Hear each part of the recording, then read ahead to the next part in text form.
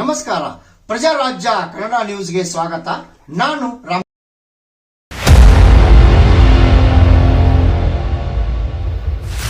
ಮಾಜಿ ಸಚಿವ ಹಿರಿಯ ರಾಜಕಾರಣಿ ಎಬಿ ಪಾಟೀಲ್ ತಮ್ಮ ಕುಟುಂಬ ಪರಿವಾರ ಸಮೇತ ಅಮ್ಮಿನಬಾವಿಗೆ ಆಗಮಿಸಿ ತಮ್ಮ ಹಕ್ಕು ಚಲಾಯಿಸಿದರು.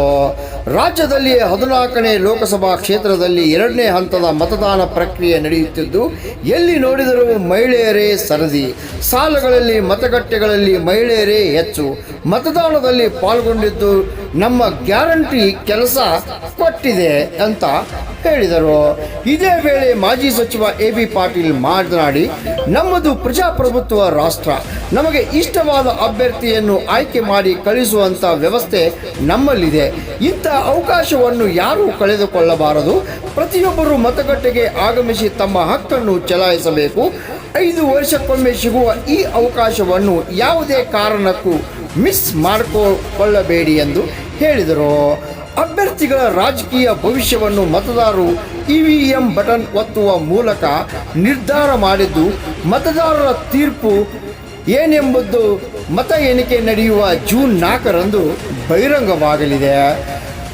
ಬಿರು ಬಿಸಿಲಿನ ಕಾರಣ ಹಲವೆಡೆ ಪೆಂಡಾಲ್ ಹಾಕಿ ಬಿಸಿಲಿನ ಜಲದಿಂದ ಜನರನ್ನು ರಕ್ಷಿಸುವ ವ್ಯವಸ್ಥೆಯನ್ನು ಕೆಲವು ಕಡೆ ಮಾಡಲಾಗಿದ್ದು, ವೃದ್ಧರು ಇಂದಿನ ಮತದಾನದಲ್ಲಿ ಉತ್ಸಾಹದಿಂದ ಮತ ಹಾಕುತ್ತಿದ್ದು ಇತರರಿಗೆ ಮಾದರಿಯಾಗಿದ್ದಾರೆ.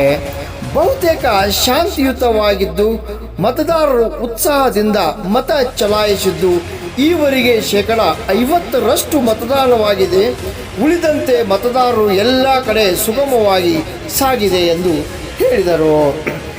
ನಂತರ ಅಮ್ಮಣಿಗಿ ಹಾಗೂ ಹುಕ್ಕೇರಿ ಕ್ಷೇತ್ರದ ತುಂಬೆಲ್ಲ ಸಂಚರಿಸಿ ಮತಗಟ್ಟೆಗೆ ಭೇಟಿ ನೀಡಿದ ಮಾಜಿ ಸಚಿವ ಎಬಿ ಪಾಟೀಲ್. ರಾಮ್ಗೌಡ್ ಪಾಟೀಲ್, ಪ್ರಜಾರಾಜ್ಯ ಕನ್ನಡ ನ್ಯೂಸ್. ಎಲ್ಲ ಕಡೆ ಈ ಹುಕ್ಕೇರಿ ಮತಕ್ಷೇತ್ರ ಆಗಲಿ ಸುತ್ತಮುತ್ತ ಎಲ್ಲ ಹಳ್ಳಿಗಳಲ್ಲಿ ಯುವಕರಾಗಲಿ ವೃದ್ಧರಾಗಲಿ ಎಲ್ಲರೂ ಬಂದು ಸರದಿ ಸಾಲಿನಲ್ಲಿ ನಿಂತ ಹೆಚ್ಚಿನ ಸಂಖ್ಯೆಯಲ್ಲಿ ಹೆಣ್ಮಕ್ಳು ಬರಕದ.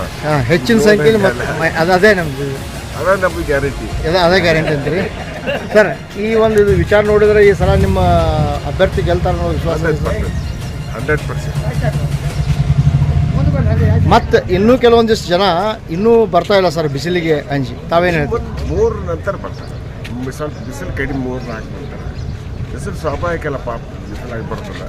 ಮುಂಜಾನೆ ಆಯ್ತು ಇನ್ನು ಕಡಿಮೆ ಆಗಿರ್ತೈತಿ, ಇನ್ನು ಮತ್ತೆ ಹೆಚ್ಚು ಬರ್ತದೆ.